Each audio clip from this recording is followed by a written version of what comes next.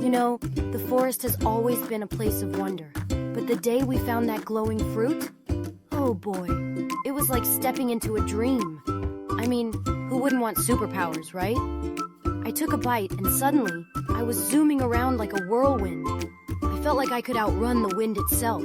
But let me tell you, there's a fine line between speed and chaos. 1 minute, I was feeling invincible, and the next, I was crashing into trees like a pinball. Look at me, I thought. I'm the fastest creature in the forest.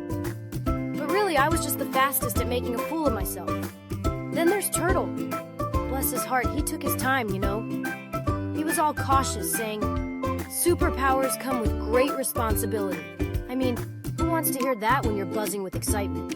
But wouldn't you know it? He ended up with a shell that could bounce off anything. Sounds cool, right? Except he couldn't stop bouncing. He'd be like, "Look at me." And then, bam! He'd bounce right into a bush, sending leaves flying everywhere. And Squirrel, oh Squirrel, with his giggles and wild ideas. He munched on that fruit and suddenly he could multiply. I thought, wow, that's awesome. But then it turned into a circus act.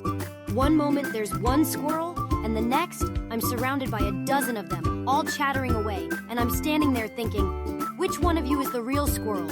Even I'm confused. Then there's Rabbit. He got the power of super jumps, which sounds great until you realize he can't control where he lands.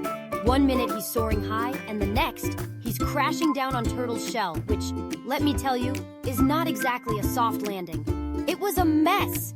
We were all running, bouncing, multiplying, and jumping. And instead of being heroes, we were just creating chaos. I remember Turtle finally shouting, "This is getting out of hand! We're causing more problems than we're solving!" And I had to agree. I thought being super meant being the best. But all I was doing was knocking over bushes and sending everyone into a frenzy. And then, like a wise old sage, Owl swooped in. He called us all together and said, "Superpowers don't make you super. Working together does." I felt a little embarrassed, you know? Here we were, all caught up in our own excitement, and Owl had to remind us of the real lesson. "But how can we fix this mess?" Rabbit asked, still stuck in that tree. And Owl, with his calm wisdom, said, "Use your powers responsibly, and you'll see what true strength is." That's when it clicked for us. We needed to combine our powers. I zoomed around, replanting the bushes I had knocked over. Turtle used his shell to bounce Rabbit down from the tree. Squirrel called back all his clones to help organize the cleanup. And Rabbit? He hopped around gathering fruit from the high branches, making sure everyone had something to munch on after our hard work. We worked together, and before we knew it, the forest was looking beautiful again. Tired but happy, we sat together, and Owl smiled at us. True superpowers aren't about what you can do alone. They're about what you can achieve together. And you know what?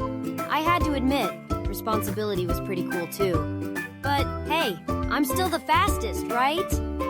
Everyone burst into laughter, and just like that, the forest felt like home again. One of them niggas when I kill 'em, call the reverend.